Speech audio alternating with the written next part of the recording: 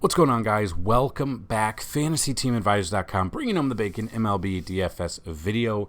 It is Monday. It is April 24th, and we are back, hopefully bringing you a very informative video. Huge shout out to every single subscriber to the YouTube page.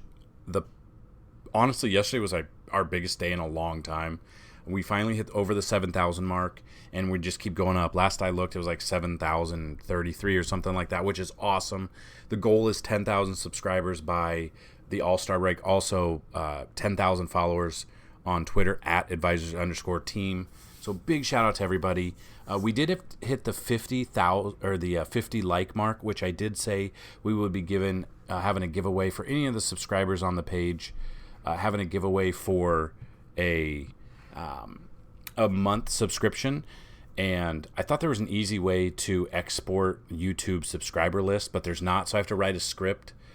So hopefully I'm going to get that done, and once I have the script done, then I'll be able to, we'll have to get more giveaways all the time, which kind of sucks the way you can't do that, but whatever. So again, if this video gets 50 likes, we will, once I get the script ran, we will throw out another 50 likes will equal another person winning a free month of content. Also, home run contest, same thing. One guess per person per day. Tell me you got to like the video, be a subscriber. Tell me who's going to hit a home run, what inning they're going to hit it in, and if you get it correct, you will win a free month. So we'll go through the list. If you are a winner, I'll have you DM me on Twitter at @advisors_team, and we'll go from there. So big shout out to everyone who's subscribed in the past. We're adding more content, so stick around at the end of the video. I'm going to show you a couple of things that we added to the website, and hopefully it's very helpful for you. So that being said, let's jump right into the video. So it's another weird one of those slates where the first 4 games that we're going to go over aren't on the main slate.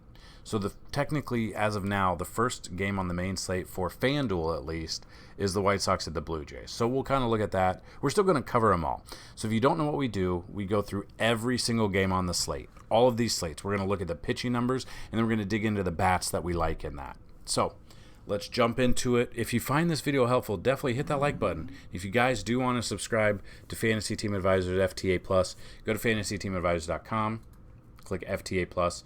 You get DFS for a month, or you can get DFS plus sports betting, and then we're going to wrap right back into NFL once that hits. We're less than 5 months away to NFL. We're already excited for it. Absolutely love NFL. The videos will be coming out each week. We have so much to offer you for NFL. I can't wait, but it's baseball season. So, first game on the slate, the Rockies at the Guardians. You got Austin Gomber versus Cal Quantrill. Gomber, 27 plate appearances, a 391 batting average. Obviously, those numbers are inflated with the size of the plate appearances, but got 18.5 K percentage. Flip side of that, Quantrill, 54 plate appearances against the Rockies, 24.1 K percentage, a 213 batting average. So I do like Quantrill here. Let's just see what Guardians bats have had success. Josh Bell's 3 for 7. That bumps it to a 429. Jose Ramirez is 3 for 5 with a double. I always love to get Jose Ramirez in there. Josh Naylor's 1 for 3 with a double. He can rock the baby all the way to sleep. But yeah, I mean, those you see 333, 429, 667, 600, and that's why the numbers. So there's not a ton to look at. If I am looking at bats here, I would like this a little bit more if it was in Colorado, but we can't always get what we want here. So just kind of looking at this, I think Jose Ramirez is always at the top of my list there. Steven Kwan at the top. If he gets on, he can steal some bases, so I do like that. Oscar Gonzalez, probably not. I'm looking at Kwan, Ramirez, Naylor, maybe Ahmed Rosario as well. He's the only one with a home run against him. On the flip side of that, I'm probably looking at Quantrill here if I'm playing the early only, just because Chris Bryant's out, I believe, still, so there's not much. Harold Castro, 4 for 16 with a double. Charlie Blackmon, 3 for 9. I mean, it's 333. That's basically what bumps it up in the 500 here. So McMahon has a home run, but if I'm taking one, I'm looking at some Guardians bats that we talked about, and I'm looking at Quantrill as your pitching. If you play the early only or the all-day slate, because there's only 11 total games. So technically there's only 7 games on the main slate. And we're going to look at what 7 games means when we're looking at stacking. So we did put stacking on the website. We got the breakdown of it, and and I'll show you at the end of the video. So definitely stick around. In the video, we will go over that. It is something that should be very helpful for you when you're building your lineups. Next game, the Red Sox at the Orioles. You got Chris Sale, which he's not hurt yet, so there's always a chance for him to get hurt in the near future. And then we've got Dean Kramer. So you've got Chris Sale, 102 plate appearances, a 247 batting average, striking out 33.3% of those batters, which is pretty good for 102 plate appearances. But those numbers are when Chris Sale was elite. And then we look at Dean Kramer, 68 plate appearances. We've got only 17.6 K percentage, and we have a 323 batting average here. So Chris Sale does come into this game. He's 1-1. He's got an 8 ERA, but he does have 30 strikeouts in 18 innings. He had his best start in his last game against Minnesota. That's what's crazy. He had a fantastic start against Minnesota. He went 6 innings, 3 hits, 2 walks, 11 Ks, 1 earned run, a quality start, and got 52 fantasy points on FanDuel. But then he's just gotten lit up, which is crazy. And the Orioles can hit. So if he is off at all, Orioles can hit him. But if you're playing the early only or the main or whatever the slates that come out, usually with slates like this, they'll come out later on in the day. Chris Sale, I don't mind him because his numbers are good. He's coming off a fantastic start. He's relatively cheaper on the cheaper options. Flip side of that, Dean Kramer with the 323. Let's just look at what Boston bats have fared well against him. Verdugo, 6 for 16, 2 doubles, 2 home runs, batting .375. Devers, 5 for 13 with a double and a home run. That's really it. Rob Refsnyder, 2 for 2 with 2 doubles. Turner's 1 for 2 with a double. So I honestly really like, it's crazy to say, I like Chris Sale, GPP only. I'm not, and this is if I'm making only one GPP lineup, I'm not putting Chris Sale in there. But if I'm making multiple lineups, I don't mind having Chris Sale in there along with a Boston stack. Now on DraftKings, you could have Chris Sale as an SP2. You could have him and then 4 other players bats there. So to make it a 5 stack, a full game stack or full team stack. Flip side of that, Kramer, I don't like him much there. I don't think I'll have any exposure to Kramer in this one. So I'll be looking at the Boston bats and Sale a little bit. I won't be looking at Kramer at all. Astros at the Rays is the next game. You got Jose Urquidy versus Taj Bradley. Urquidy, 40 plate appearances, 263 batting average, striking out 15% of those batters. Taj Bradley here has never faced anyone on this team before. Obviously, that's because he's made his debut. He's not been around to pitch much, obviously, when he's coming up. And he is going up against Houston, so that kind of does scare me. Bradley comes in with a 2-0 record, 2.61 ERA, 17 strikeouts with a 1 whip. Now, these numbers are inflated a little bit. Cincinnati is his last game. Got 49 fantasy points, went 5.1 innings, had 9 Ks. Against Boston, his first start, April 12th, 5 innings, 8 Ks, 3 earned runs, and got the W. Obviously, Boston can hit, but they're not the Astros. But I do like Bradley here. I don't mind either of these pitchers. I think Bradley is the one I would lean towards more. Just looking at that. The Rays, obviously we know the Rays can hit. That's just a fact. That's a fact. So I would be looking at Bradley here, and I kind of would be looking at the Rays bats. So the Rays bats that might jump out here, Brandon Lau, 3 for 11 with a double. Rosarena, 2 for 9 with a double.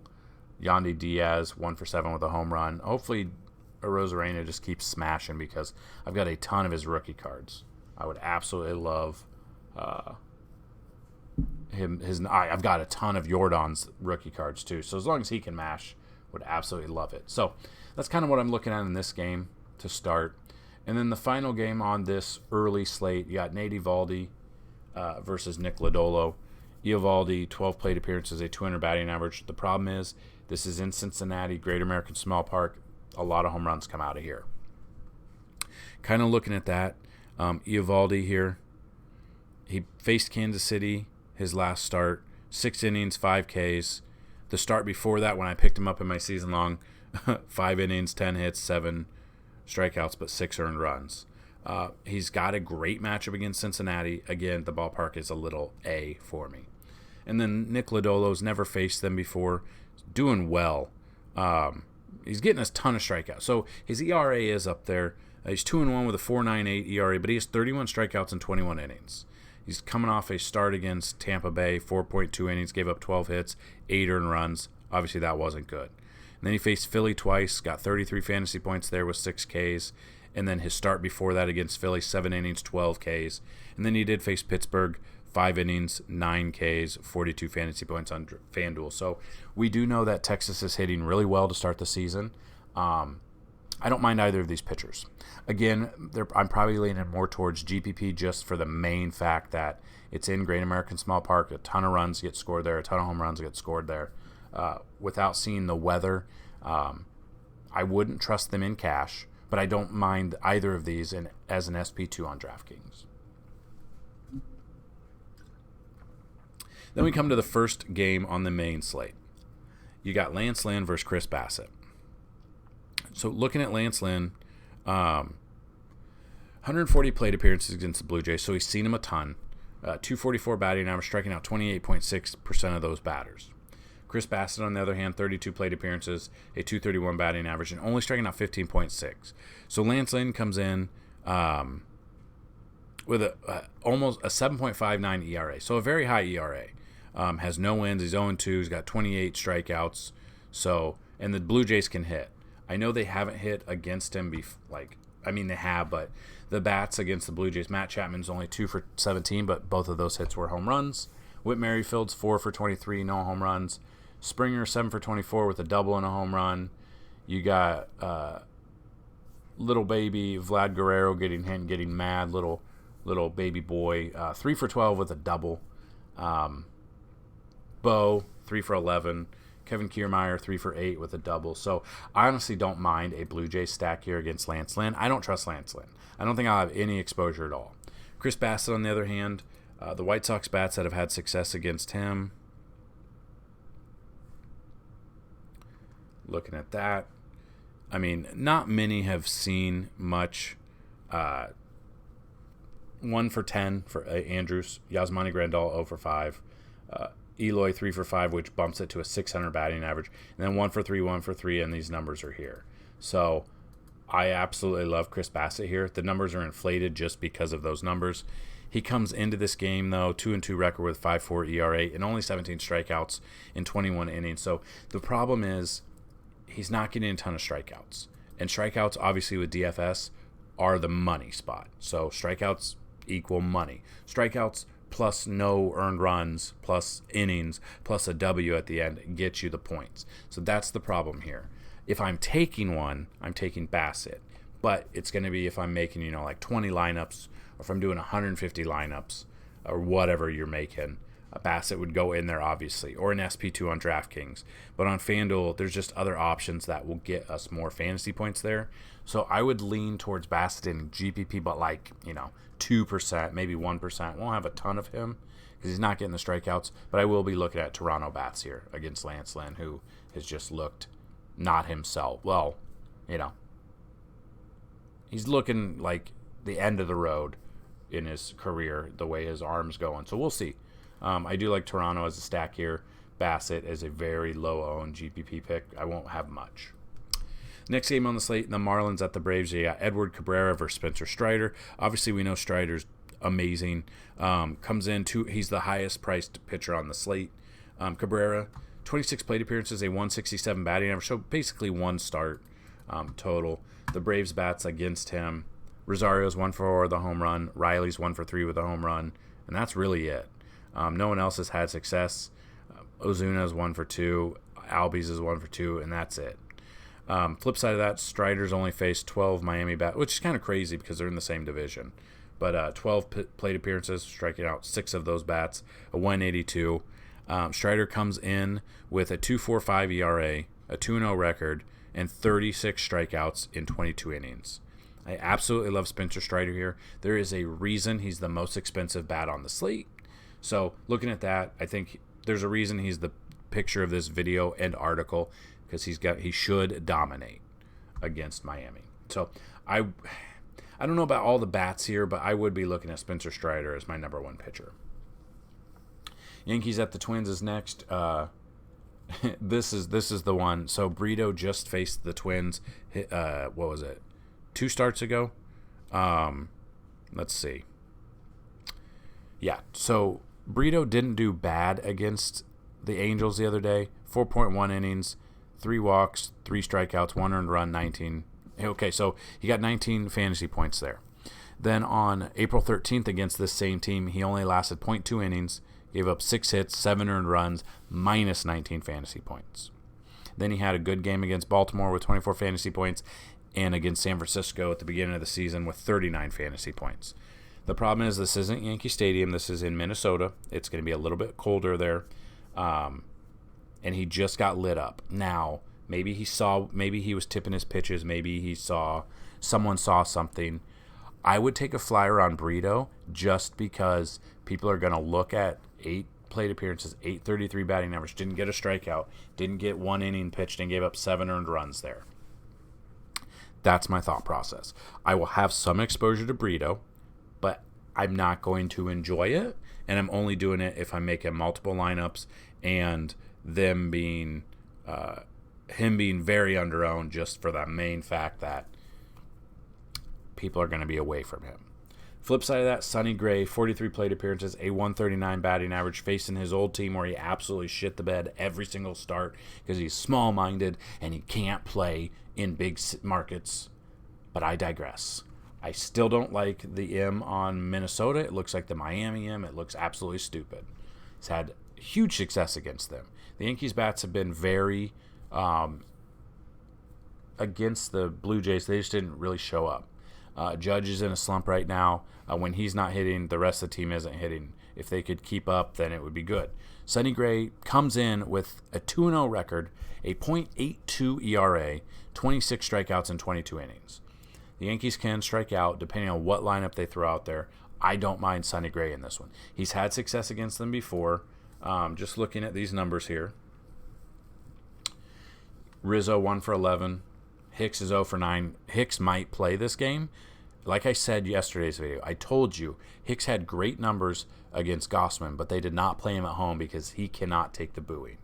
Aaron Judge is 2 for 6. IKF 1 for 4. Higashioka 1 for 2. That's it. Not much success. Judge has the most amount of hits here with 2, but he's in a slump. If he could get out of it, that would be amazing in this one.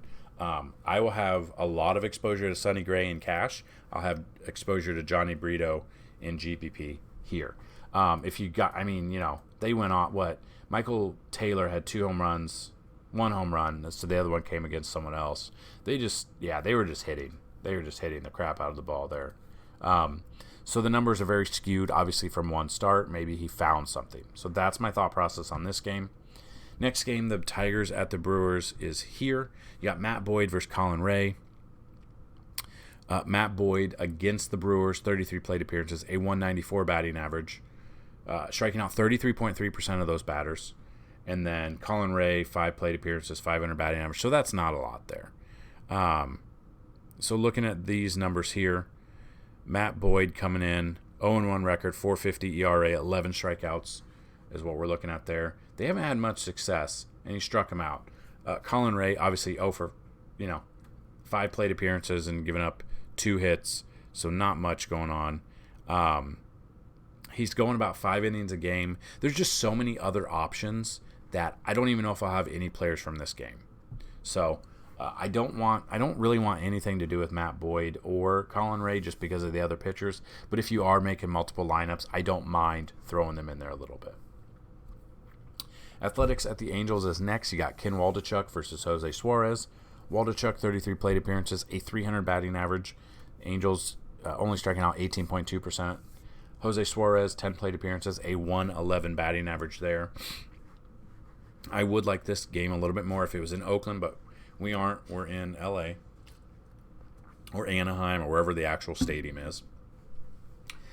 I don't mind Suarez here at all. I really do like Suarez. I think he'll be under-owned just because of all the pitchers on the slate. Hasn't had the best outings this year, so it would be more of a GPP. The most he's gone is 4.1 innings, so you're not getting a W, you're not getting extra points. The most amount of fantasy points he's had is 7. But this could be the game where he breaks out. I won't be very heavy on Suarez here, but I will definitely be looking at the Angels' bats. Let's see who's had success against Waldichuk. Trout's 4 for 5 with 2 doubles and a home run. I mean, he's batting 800. Yes, get him in there. Ohtani 2 for 6 with a home run. I would be looking at, a Mike Trout, Ohtani, Taylor Ward, Gio, Hunter Renfroe. I would be looking at the Angels here against Waldichuk. Won't be looking at Waldichuk to pitch. I won't be looking at Suarez and GPP only. I won't be looking at him in cash, but I will be looking at the Angels' bats. Next game, the Royals at the Diamondbacks is here. You got Brad Keller versus Tommy Henry. I'm wondering if this is the Madison Bumgarner start, if he was on the team still.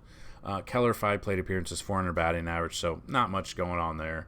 Tommy Henry never faced them before. Just looking at any news on Henry. I mean, Tommy Henry on Fanduel 6,600. Yep, so Henry's taken Madison Bumgarner's place in the starting rotation because Bumgarner's no longer here. Tommy Henry last year, his last start of 2022 against Milwaukee, 6.1 innings, 3 hits, 1 walk, 5 strikeouts, 1 earned run, and 35 fantasy points on Fanduel. So I don't mind him. Again, you know me. If you've been here before, if there's a pitcher against a team that has never seen him before, I absolutely love it. Especially if that team is the Kansas City Royals. This is in Arizona. I would like it a little bit more if it's in Kansas City, but it's not, so there's not much we can do there. So I'm not looking at Brad Keller. I'd be looking at Arizona bats. I'd be looking at Tommy Henry because he's so cheap. And then the final game on the slate, you got the Cardinals at the Giants. You've got Jordan Montgomery versus Alex Cobb here. Montgomery's only faced 11 plate appearances of this roster, 300 batting average, 27.3 K percentage. On the flip side, you've got Alex Cobb at 20 plate appearances, a 167 batting average against him. But he is striking out 30% of those batters. And this is in San Francisco, which is a pitcher's park, which we love even more than that. So, looking at this, Montgomery's really is not a strikeout pitcher this year so far. 2-2 record, 4.84 ERA, only 19 strikeouts and 22.1 innings. And then the flip side of that, Alex Cobb, 0-1 record, 2.79 ERA, 22 strikeouts and 19.1 innings. Hasn't faced St. Louis this year, coming off 5 innings, 8 strikeouts and 1 earned run against Miami. I honestly don't trust either of these pitchers. I think there's just so many other options for pitching and bats. I won't have much exposure here. Giants bats that maybe have had success. Let's see. 2 batters. Conforto's 2 for 6 and Davis is 1 for 4. So nothing going on there. So that's why the numbers are inflated. So but the problem is those are good numbers and it's a pitcher's park. But if he's not striking people out, he's not getting those fantasy points we need. And then Cobb, on the flip side of that, any of the Cardinals bats that have had success. Arenado's 3 for 6 with a double and a home run. So 2 of his 3 hits are extra base hits. So I don't mind him, but not much going on. So if I'm taking anything, it's bats in this game, and we will get to that when we get our cheat sheet and our trends and stuff like that. So there you go. I know it's a long-winded video, but people have been saying you like this format. You like us going over the pitching. You like us going over the bats. You like us these longer videos because it's getting you the information you need to make you a better DFS player. So, like I said, I would show you what's on the website here. So if you want to subscribe, you go to FTA, go to FTA Plus. It brings you here. We have a lot of free information, but we have a great other information too. So we got a monthly pass, which gets you this. We've got a monthly DFS plus sports betting as well. So then what do we have? You may be wondering, what do we offer for MLB? So we have BVP matchups, and we go through that. So we just went through the BVP, but we've got these charts, which you can go down here, and you can create it right here in full-size workbook. You go by positions as well, so those are there. We have stolen base targets, which this is helpful for DFS. It's also helpful for sports betting. People have said they've really loved this, which is awesome. I didn't know if this would be a hit or not, but we've got it here. You can kind of see runner stats, and then opposing pitcher allowed stolen bases, and then historical matchups here. So like you could see Ketel Marte against Darvish, 33 plate appearances, 2 stolen bases with a 3.64 OBP. So a lot of information for you guys. These are free informations here. The cheat sheet is part of the premium content. So part of the premium content is your cheat sheet here, some stacks here, and then core plays and lineups. FanDuel, Cash, GPP, Cash for DraftKings and GPP there as well. Then we have the betting odds. So these will go out every morning with opening odds and then current odds, and this helps you for DFS, and it definitely helps you for sports betting as well. So it's always going to be sorted by implied runs, but you can come in here and you can change it to whatever you want. You can sort it here. You can make changes to this if you want, but it won't save overall for everybody. So that's what we've got here for implied runs, which is great information. Vegas is normally not wrong. They are sometimes. You've got MLB ballparks ratings, so we'll look at the rankings here. So you can see like a Yankee Stadium, how many, well, let's just, if we sort it by how many runs a ballpark is given up. So you can see Globe Life is giving up 125 runs. And you can just go through and see that bunch of rankings here, and that helps you for, sports betting, again, along with DFS, if you want to see what teams are, implied run totals, and then you can come here and you can compare it there. Then this is the new thing we put in here, optimal stacks. I want to make sure you can see this. Let's make this a little bit bigger so you guys can see this. So DraftKings between 2019 and 2023, number of games is over here, and then the number of percentage of what took down the games. So what stack took down the games on DraftKings. So when there's a full 15 game stack, it's 33% has been a 5 stack and a 3 stack, meaning you take 5 batters from one team and 3 batters from another. You can go through there, and this is historical, so you can go through however many. So on this slate, there's 7 games. So if there's 7 games here, and you're looking at that, 20%. So on this slate, historically, a 5-2 stack is what normally takes down a large GPP. And you can go through here how many games. And then FanDuel is the same thing. So with 7 games, the most has been normally other combos. So 3-3-3 combo, 3-3-2. It just depends on what it is. So it's different combos. When it's like 11 games, it's a 4-2. So you can see, and these are historical. It's not going to hit every night, but that is what we've got there. People have been asking for it, so hopefully that helps you. If that does help you, hit that like button. Would love to know if that's something you guys are interested like here. And then this is part of our premium content, but we're going to have FanDuel and DraftKings batter trends. So what these are all of the batters against the same-handed pitchers. So the batter against a right-handed pitcher, their last 50 at-bats. And you can go through and see that Josh Lowe against right-handed bats, his last has been 548. Last 100 at-bats, who's had the most success and these are Sunday's numbers. They haven't been updated. But Josh Jung against left-handed pitchers in his last 100 at-bats, his WOBA's 478. Last home run percentage, almost 1% of the time, which is fantastic. His K percentage, his last walk percentage. And then we've got last 150 at-bats.